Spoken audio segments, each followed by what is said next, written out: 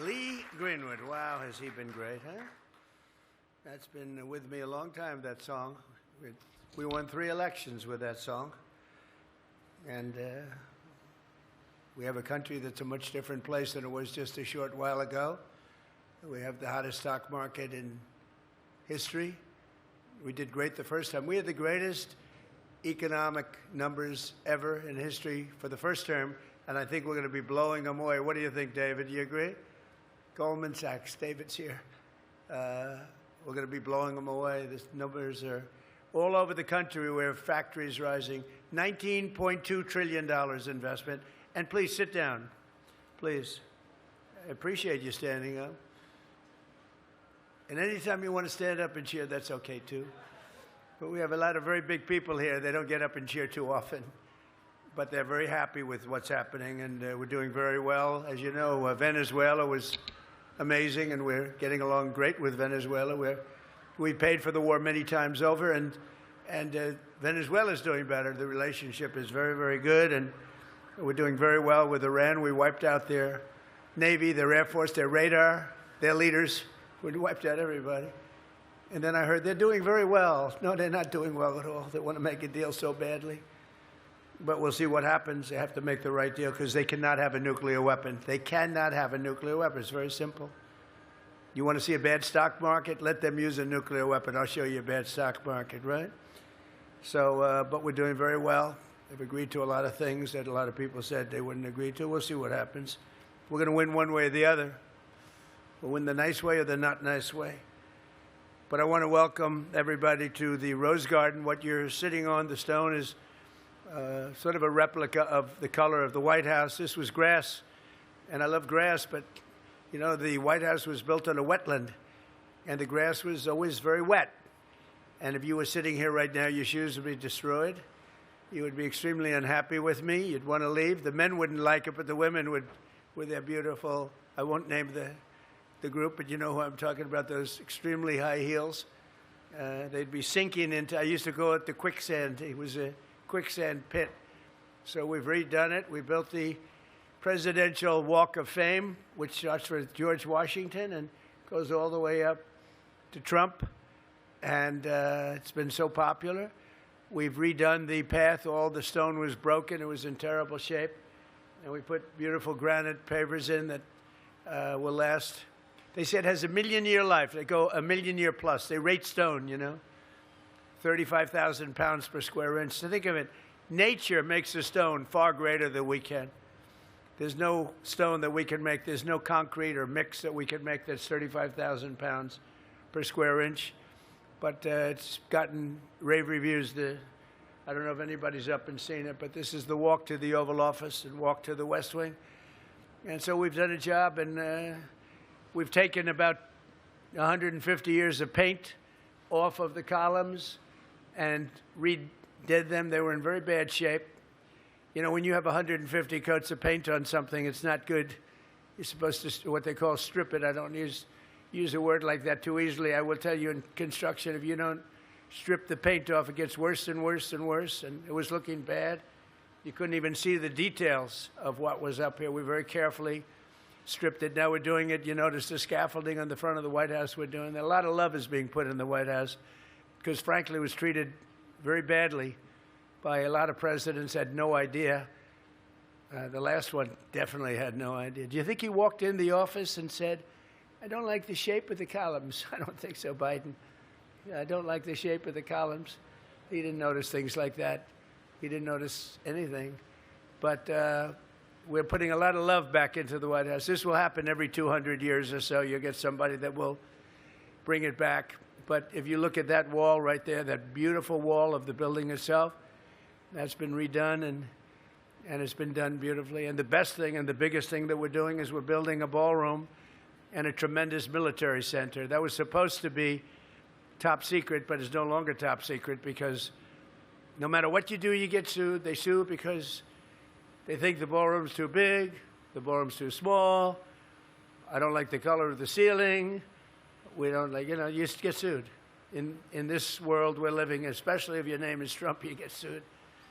And you get sort of good at it after a while. It becomes routine, it's ridiculous. But we're building something the likes of which will never be even close to being competed with. The ballroom is going up to there. You see, it's the hardest part is now completed, the base, and it's rising, very substantially rising. And when it's done, you know, the most you can seat is about 93 people in the White House. It was always a problem. For 150 years, they've wanted a ballroom to be built. We don't have a ballroom in the White House. We have a room that's a little bit large, but it's not a ballroom. It's a very small room. We had King Charles here. Everybody wanted to be here. We couldn't hold anybody. But soon you'll be able to. I think it's going to be one of the most beautiful structures in Washington when it's completed. And I've done many ballrooms, and this will be, there won't be anything to compete with this anywhere in the country. And that's what it should have. And it'll use it exclusively only for the White House. But it's really what it should have. When you have heads of state, it's also able to hold the inauguration. You know, the inauguration was so cold that when you have January 20th, it's so cold, the weather, that generally the first time we got by with it, it was good. It was, you know, like 34 degrees. But the last time it was below zero. And you weren't able, so we used the Capitol. And it's a very small space. It's not safe. It's not, you know, it's not, they didn't have drones in mind when they built it. They didn't have other things in mind either. But we were able to get 921 people in. And this will hold many times that numbers of people without the tables as seats. And bulletproof, drone-proof, missile-proof in many cases, and beautiful at the same time. And a big military component, including on the roof, a drone port. Can you believe we have a drone port? And it's like no other. So we're doing a great service. It's great national security. We also take care of a need. Every president said, this is crazy. I'm sure that many of you, along with me, attended. We would have a presidential ceremony of some kind, or heads of state would come in. For instance, President Xi is coming here toward the end of September, the 24th, I believe. And what we need is a big ballroom. We could hold thousands of people to see him. Everyone wants to see him. Same thing with King Charles. Same thing with a lot of the leaders of countries, and now we're going to have a place the likes of which no country has. I was in the Great Hall of China recently, 4 weeks ago when I was in China. They have a very large ballroom, beautiful ballroom. We don't have that, but we're going to have one that tops everything. It won't even be close. The beauty of it and the size will be great. So it's exciting, and that'll be done. Actually, I will get to use it for, you know, people say, he's building it for himself. I'll be using it I'll be lucky if I get 6 months, because it'll be done toward the middle of 28. So I'm really building it for other presidents, but it'll give them great safety.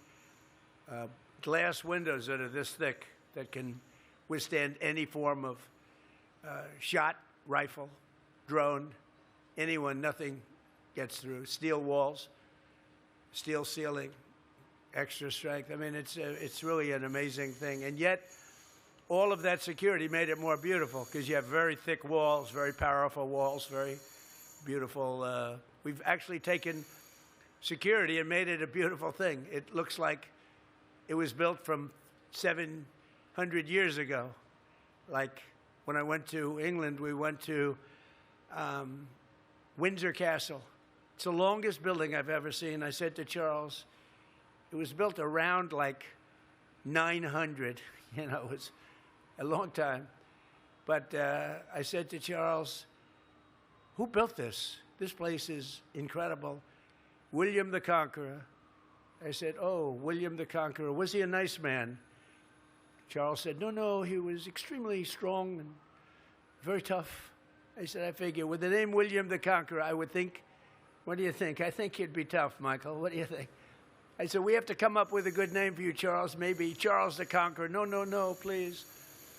But William the Conqueror built a great building. But we are building one that's going to top them all, and it's going to be beautiful. It's gotten great architectural reviews. And more importantly, it got great military. We're doing it in conjunction with the military and the generals. And these are smart, brilliant generals that know exactly what they're doing, what they want. I'm giving them everything they want, and it's really a national security must. But I want to welcome you to the Rose Garden, and today's a historic day as we begin America's 250th year. We're launching what's called the Trump accounts. You've been hearing about it. And this was something that was made possible because of the great, big, beautiful bill. Otherwise, you couldn't do it. We got it approved. Ted Cruz is here, and he helped us a lot. And I want to thank you, Ted, and to ensure that every American child is born with a head start and a fair shot at the American dream, because by the time they're 18, they could have a lot of money. They go up with the market. Think what would have happened if we invested $1,000 in an account, even Brad and Mike, Susan, if we invested $1,000 in an account a year ago. It's like would have doubled. And because the market, we're riding the hottest stock market in history. 81 days, I've been here 1.5 years. Think of it, 81 days we hit record highs, including today. A lot of you Wall Street guys, I see Larry, and I see some of the biggest guys in Wall Street, David, Goldman Sachs, Blackstone, BlackRock, they're all here. And think of it, I'm making them all geniuses. Every one of them is a genius. Is anybody doing poorly? If you are, I guess you have a couple of guys that went short. Those poor bastards, I mean, they're in big trouble. They're being wiped out, the short guys. I never like short guys because they're betting against the country, so that's okay. But earlier this morning, many of you joined me in the Oval Office for the ringing of the opening bell, and something happened that was incredible. Never happened before. We had the New York Stock Exchange and NASDAQ, the top of both. These are great people, but they never did a bell and opening together. This is the first time. There's the bell right there, and I said it's so beautiful. I'm not giving it back. I don't know if it's supposed to go back, but they're going to have to fight like hell to get it back. We're not giving it back. Do you understand that, Scott? Don't let it leave. It's so beautiful. But that's the bell we rang, and that's where the New York Stock Exchange and NASDAQ came together, the leadership, brilliant people, and the first time ever, we did it together. It was an opening where we did it together. That's in honor of the Trump accounts, because we're going to make young children born with no money in many cases rich. I think they're going to be rich. But I want to thank Secretary of the Treasury Scott Bessent, Chairman of the SEC. These are really tremendous people. Paul Atkins. Scott, stand up. And Paul, please stand up. Thank you very much. Director of the National Economic Council, Kevin Hassett, who's so great. Everybody loves him. Stand up, Kevin. Thank you, Kevin. Governors Sarah Huckabee Sanders, who worked here very diligently and brilliantly as my press secretary. She did a great job. Thank you very much, Sarah, wherever you may be. Thank you. Governor Jeff Landry, who called me, he says, you know, we have a crime problem, and they had the Mardi Gras, and he said, could you we want to get rid of the crime, do something, because we have a little bit of a Mardi Gras coming, and we have a little bit of a crime problem. And I think you say it was the safest, where's Jeff? The safest that they've ever had. Is that right? Right? In New Orleans, he said it was the best they ever had, the safest. And the city crime is down 81%.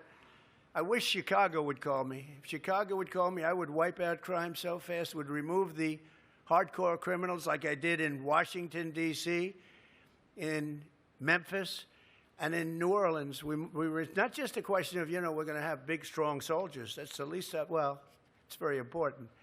But we removed in your place, you know, 2,900 career criminals. Many of them came through the Biden administration's stupid open border policy. They poured in. And I just want to give a little extra thing. Thanks a lot, Jeff. You're doing a fantastic job. And I'm glad you called, but he called me up 2 days ago, and he said, we just had the lowest crime numbers we've had in 50 years, 5-0. And we haven't even finished the job, but they're down like 87, 85%. You'll be down to 90, 95%. But we removed the criminals. We took them out. We're not letting them stay because they're criminals, and they'll... You know, a great stat that I love, 91% of the crime in cities is caused by 2% of the people. I love that because you can handle that. You can get rid of the 2%. If it was caused by 91%, you got a problem. But 91% of the crime in Washington, D.C., as an example, was caused by 2.1% of the population. These are many career criminals, sick people, mental problems, but 2.1% in the case of Washington. And we removed from Washington, D.C., 4,212 people, permanently removed. Many of them were brought back to their countries. Some were put in jail. Many were wanted. We had murderers. So we've taken Washington, D.C. crime, we brought it down 91%. And it's considered now one of the safest. We're going to do better than the 91 because 9% is even too much. But we're going to bring it back to almost nothing. The only thing we have a hard time stopping is the crime of passion. Do you know what that is, anybody? Was anybody in? This is a group that probably knows something about crimes of passion. But the crimes of passion we can't do much about. It's just one of those things. But we have Washington is way down. We worked well with the mayor's office. The National Guard and our military was unbelievable. And in Washington, restaurants were closing. Nobody wanted to eat at restaurants. It was a disaster. When I first came, it was they were losing 3 people a week to murder. Can you imagine? 150 people. And I said, wow. And we really put it into gear. And now we don't have murders. I mean, you have, I guess, but not much. And people are safe. And restaurants are thriving. You can't get, if you're an entrepreneur, a restaurateur, you can't get a restaurant. There's nothing available. The restaurants are packed. They used to go in and rob the restaurants. You'd feel safe in a restaurant. It was like the old Wild West. They'd say, stick them up, give me your money. The whole restaurant is handing them money. And now if that ever happened, those people would be in deep trouble, deep, deep. We hit them very hard. And we have tremendous military people involved, and they do the trick. And that's what happened with Jeff, with Louisiana. That's what's happened with Memphis, Tennessee, where the governor also called me. He said, FedEx was going to move, and now they called me the other day. They said, you've made it a safe city. People have never seen anything like it. Washington, D.C., every day somebody says thank you. I know immediately what they're saying. Young women that walk to work at White House, they used to take Uber, and they felt unsafe because the Uber car was robbed. And dangerous. They'd shoot people. That doesn't happen anymore. And the girls are working to work, and the young guys are walking to work, and the older guys, if they can walk, they walk. Half of them can't walk because they made too much money. A lot of these guys here, they can't walk, but they're rich as hell. But it's such a tribute. And I just wish that I'd get a call from the governor of Illinois, as an example, or the mayor of Chicago. Sir, they've had a horrible 3 weeks, by the way. Many people shot, many people killed, and they just don't want to call. They have to call. All they have to do is say, sir, we need help. I'll straighten it out so fast. San Francisco, I wish they'd call. You have a mayor there who's a Democrat, but he's a good person. He's trying hard, but I told a couple of the very rich people living in San Francisco, they wanted me to give him a chance, and I said, all right, I'll give him a chance, but he can't do the job because he can't remove people like us. We have the law on our side. We can remove murderers. Under the Biden open border policy, 11,888 murders were allowed into our country. They're living in a place near you, but I've gotten rid of most of them. Have been either removed or we put them in jail. We've caught most of them. But they came in through an open border. They came in through prisons, mental institutions, drug dealers. You have no idea the drug dealers that came in under Biden. Open border. Nobody checked. They just walk in. And you could look at some of them. You could say, this is trouble. And they'd walk into our country. We remove them. And I wish Los Angeles, I wish Gavin Newsom would call me. I wish Governor Pritzker would call me. I wish the governor of New York would call me. They have tremendous crime, and all of them. And they would go just like Washington. We have the men. We have unlimited number of great men. One of the many things we got was from the Supreme Court of the United States.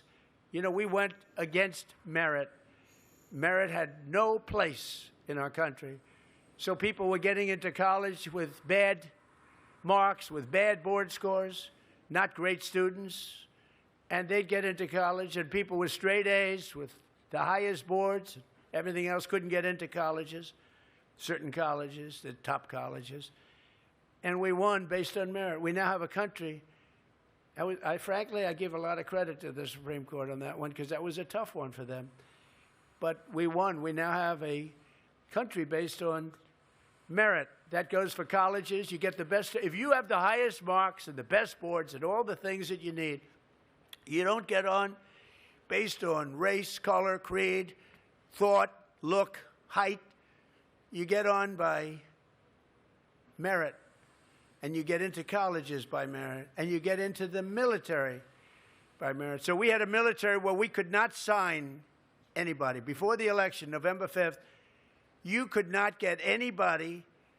They couldn't get them. We couldn't recruit people. Now recruitment has gone to an all-time high. We've never had anything like it. And likewise, the soldiers, they are put in based on merit. Like, we'd like to have strong soldiers.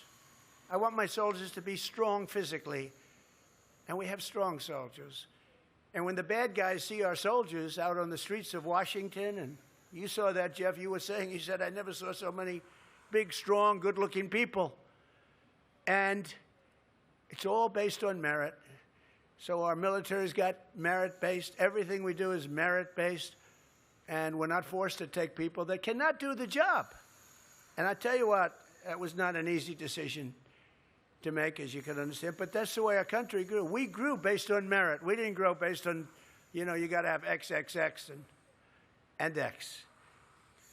So I want to thank all of these people that have been so good. And I want to thank Jeff Landry because you have been you've been a great governor. Thank you, Jeff. I was very honored to have endorsed you. And you avoided primaries, you avoided runoffs, you avoided everything, and you deserve it. Rob Bresnahan is here, congressman who's been fantastic. Rob, wherever you may be. Thank you, Rob. Thank you very much, Rob. Young, handsome guy. He could be up here someday. Who the hell knows, right, Rob? He's got the look. Along with the CEO of Intercontinental Exchange, Jeffrey Sprecher, my friend. Jeff? That means the New York Stock Exchange. That's another word for New York Stock Exchange and various other. I said, so you own the New York Stock Exchange? He said, yeah. I said, what else? He said he owns numerous exchanges, and I was very proud to see them together today with NASDAQ. But Jeff is great, and he's married to a person who's doing a phenomenal job at the SBA, small business. Nicki Minaj, who's so incredible. They call it small business, Nicki, but when you add it up, it's bigger than any bank probably in the world, right? I don't know. It's Larry, it's right up there. Small. It's not small business. But she's done fantastically, and I appreciate it. The president, Lynn Martin, NASDAQ, and chair and CEO, Adina is here. So you have Lynn and you have Adina, and they fight each other a little bit. I don't know. Do you fight? Where are you? Do you fight?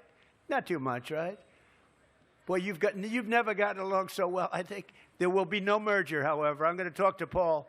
Paul, don't let them merge, please. We need all the competition we can get. That's all we need. We get out of this a merger of NASDAQ and the New York. We will not allow that to happen, right, Paul? Also, President Nelson Griggs, you're here someplace, Nelson? Where are you? You've been great. Thank you. It's good to have you. I love the scene of the four of them. The four of them, and the bell is right in the middle, and I happened to be in that picture, but I got out because I wanted to have the picture of the four of them. It never happened before. We also have a woman that is so respected and so hot and so great and such a great friend of, I don't say conservative, I say of common sense. She's not conservative or liberal or, as they say now, progressive. Liberal became so tarnished, but now it's communist. You know, they say social democrats. No, social democrat is a communist, all right, just so you know. There's no so. If you look at the people that are running, it's crazy what they're doing. But we'll never let that happen to this country. It can't happen to the country. You can't. There's no appetite for it, especially since we've literally now. You're going to see numbers coming out over the next 6 months. I think that nobody will have ever seen before. But she's a fantastic person, and she's a woman that's respected by everybody, and she's got real talent. Nicki Minaj. Nicki, stand up, please. She's such a great person, respected by everybody. Today, 38% of Americans do not own stock, yet we have set 73 all-time records. It's now 82. They're a little bit late with their notes. With Trump accounts, every newborn child will be invested in the stock market. So they're going to be watching. You know, they'll be the next Larry Fink. They'll be the next chairman of Goldman Sachs. They'll take David's place. David will be very concerned about this. He's not going to like it. But they're going to be invested in our country. And it's going to be something. Every newborn child will be in the stock market, and one day you'll see what happens. And if we have good markets, if we have smart presidents, if we have people that know what they're doing, like Scott and all of the people that are work so hard,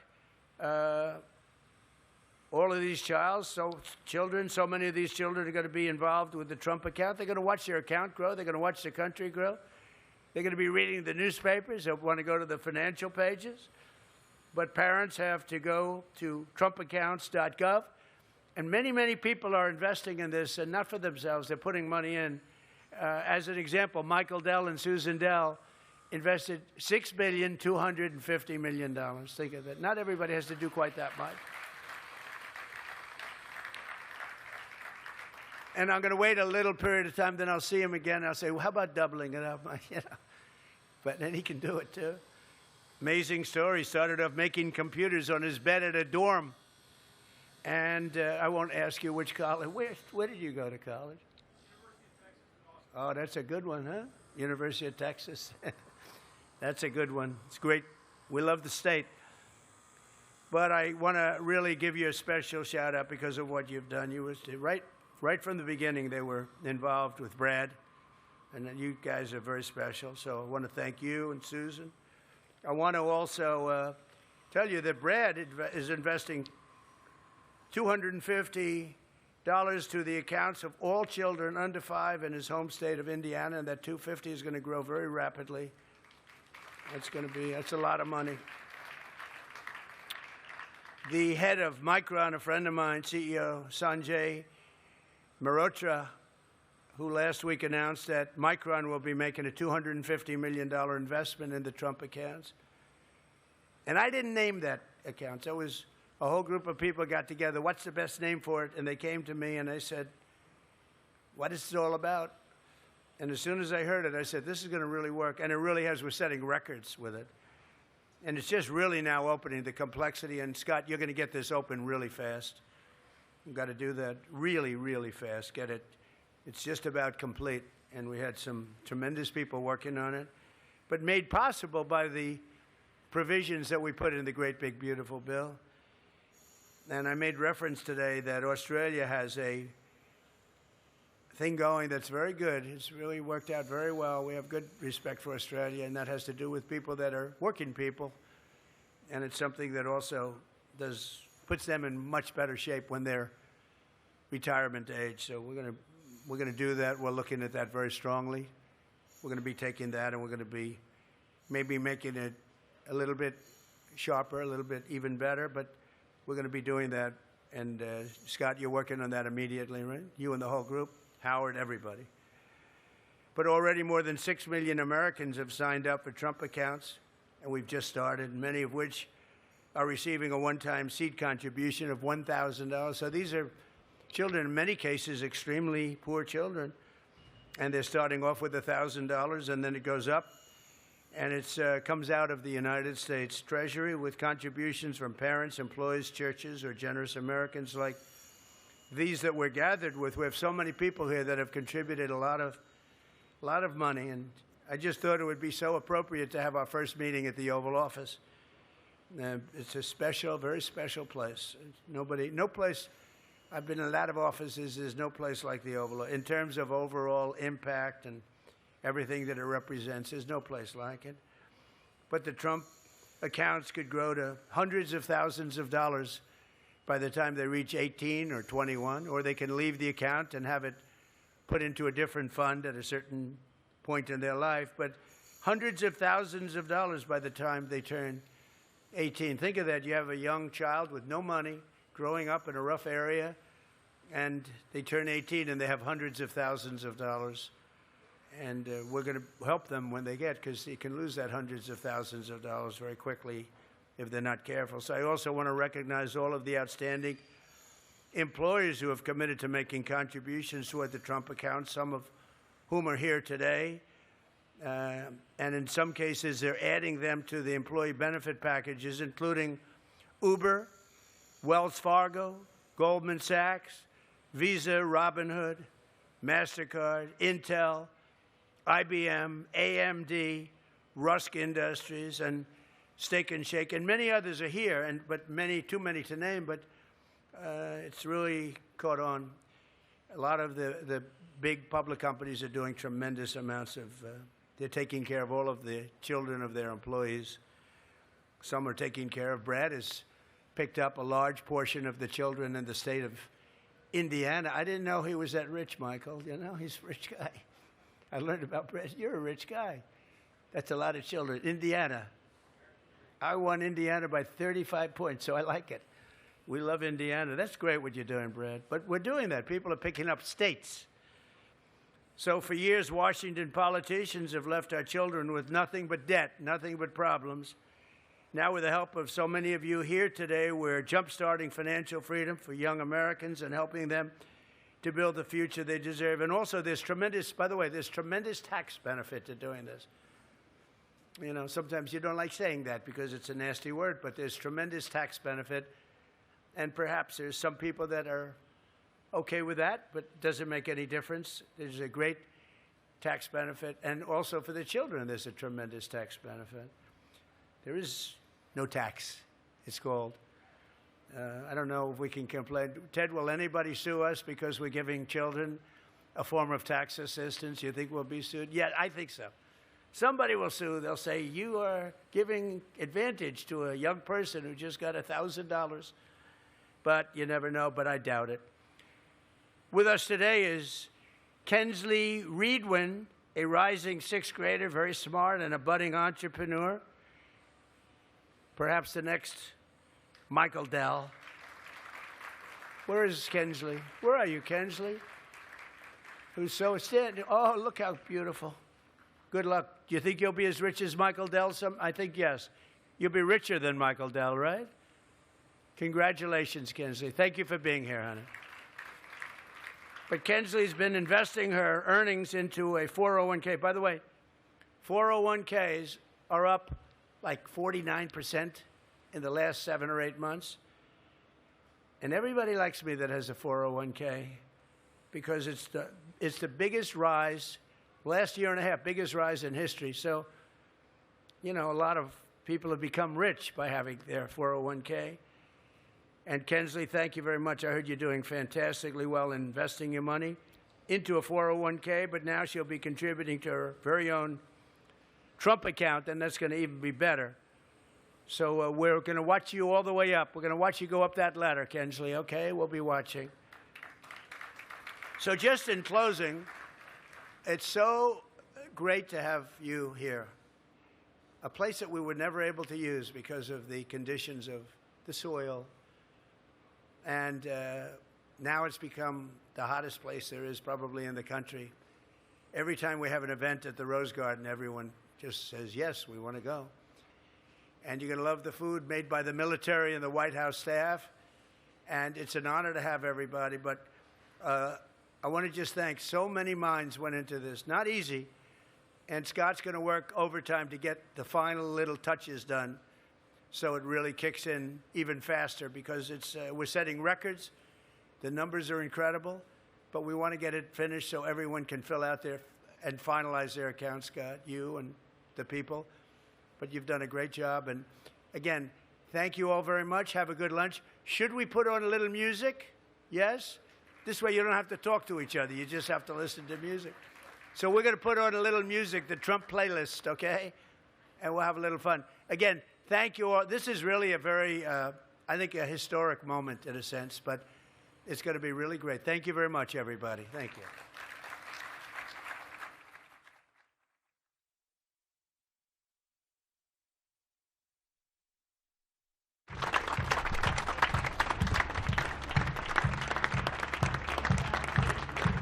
Good to go, guys. Everybody on the side. Support journalism you trust. Support PBS News. Donate now, or even better, start a monthly contribution today.